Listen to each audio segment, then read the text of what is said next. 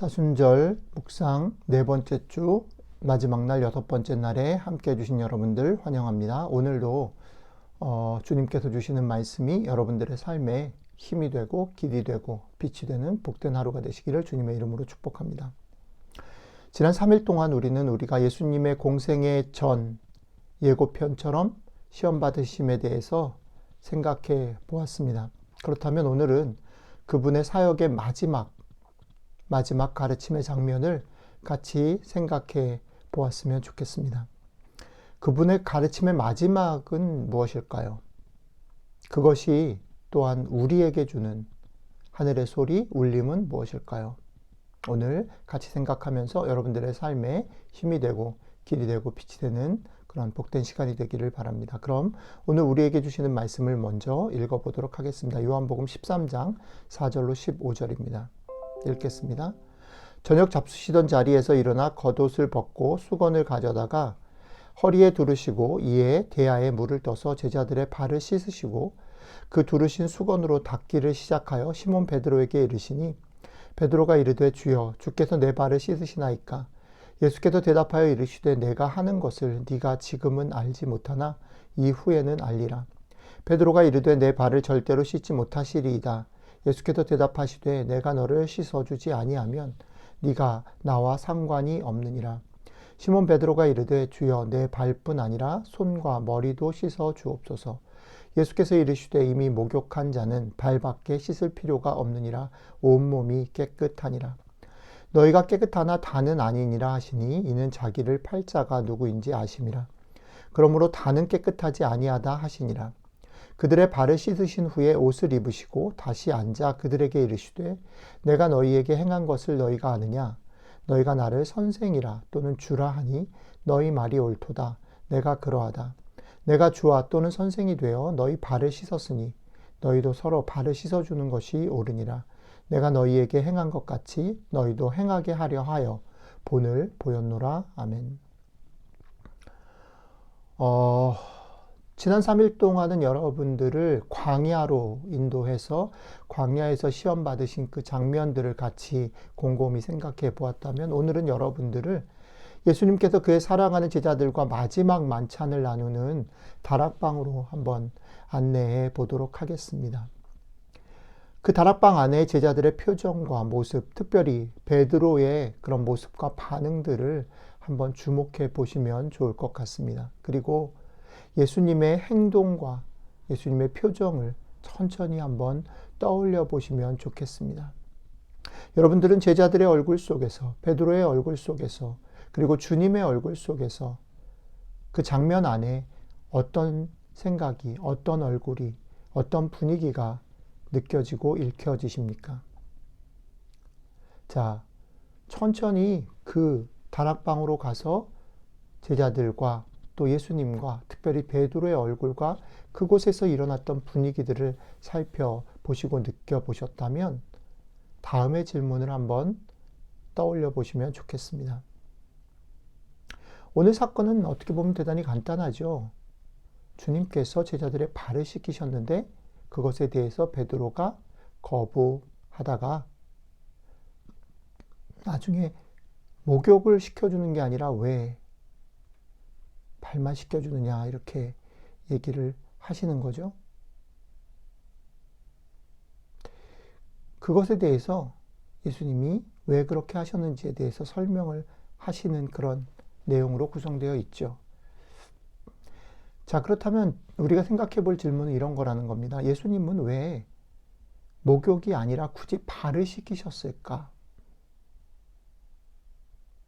베드로의 말처럼 목욕을 시켜주시는 것이 아니라 마지막 시간, 어쩌면 아주 슬프고 생각이 많고 무언가 하고 싶기도 하고 해야 할 일이 마구마구 떠올랐어요. 왜냐하면 이번에 지금 떠나면 이제 더 이상 제자들을 가르치거나 제자들과 함께 있지 못할 수도 있는, 그렇기 때문에 그렇죠. 많은 생각들이 있으셨을 거고 하고 싶은 일들, 마지막으로 가르쳤으면 하는 일들이 마구마구 떠올랐을 시간에 주님이 선택한 마지막 가르침은 제자들의 발을 씻기셨다라는 거죠. 왜 그러셨을까? 제자나 종이 손님이나 선생의 발을 씻기는 것이 당연한 그런 문화 속에 있었던 시절입니다. 그런데 주님의 말씀처럼 제자인 너희들이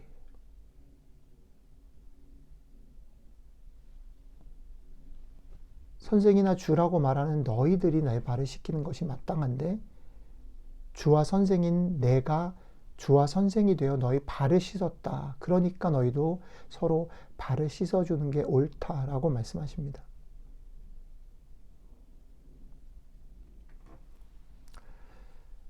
제자나 종이 손님이나 선생의 발을 씻기는 것이 당연히 여기던 시절에 주님조차도 그게 당연하다라고 생각했음에도 불구하고 자신이 주요 선생이 되어서 제자들의 발을 씻기신 일의 의도는 무엇이었을까?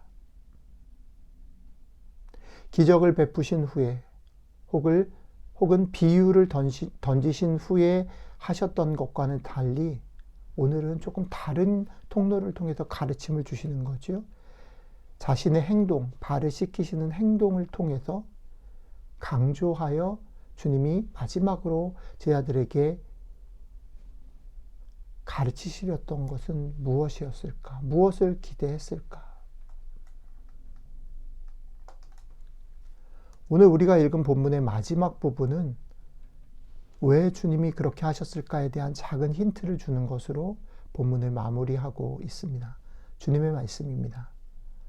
내가 너희에게 행한 것 같이 너희도 행하게 하려 하여 본을 보였노라.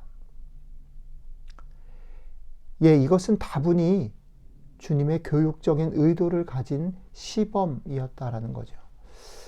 제가 대학교 때 제자훈련이라는 것을 배울 때 시범과 모범에 대한 얘기를 했던 기억이 납니다. 모범은 무엇이냐면 선생된 분이 그저 늘 살던 대로 살았던 것을 제자된 사람이 따라가는 것입니다. 그런데 시범은 무엇입니까? 평소에 하지 않는 것, 삶의 모습이 아닌 것을 어떤 것을 가르치기 위해서 일부러 하시는 것, 그게 시범이라는 거죠. 그래서 군대에서 시범 조교가 있는 거죠. 유격훈련장에, 그렇죠? 무언가를 배우는 PT에서 시범 조교가 먼저 하는 거죠. 총 쏘는 걸 먼저 보이는 거죠. 시범 조교. 주님께서 하신 지금 이 행동, 이 가르침은 시범을 보인 거라는 거죠. 교육적 의도를 가지고. 그 말은 이런 것입니다. 내가 한 것을 잘 보고 이렇게 살아. 이 길이 내가 걸은 길이니까 이것대로 따라와. 이 길이 너희가 오늘 따라가야 할 길이야. 이게 내가 마지막으로 너희에게 보여준 것이고 너희가 따라와야 할 길이라고 마지막으로 가르치고 싶은 것이야. 이게 오늘 우리에게 주시는 하늘의 소리고 하늘의 음성이라는 거죠. 주님이 무엇을 하셨습니까? 주와 선생이 되어 제자들의 발을 씻기셨습니다. 그러니 너희도 서로 발을 씻겨주는 것이 마땅하다 하셨습니다. 마땅하다 하셨습니다. 일부러 시범을 보이면서 여러분들 오늘 하루의 삶 동안 이 주님의 시범을 기억하면서 서로의 발을 씻겨 주십시오. 더 낮아지기를 힘쓰십시오. 상대방의 필요한 것들을 긁어 주십시오.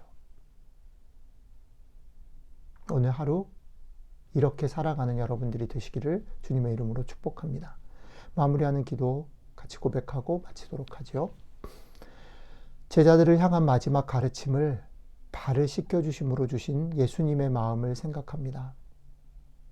하나님이신 주님께서 섬김을 받으셔야 마땅하신 분께서 오히려 섬김을 보이시면서까지 우리에게 낮아져서 섬기라고 하시는 그 가르침을 우리들의 마음에 몸에 새기기를 원합니다.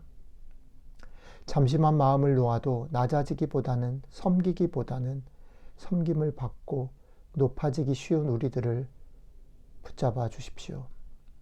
섬김의 모범 대신 섬김의 시범을 기꺼이 보여주신 예수님의 이름으로 기도드렸습니다. 아멘.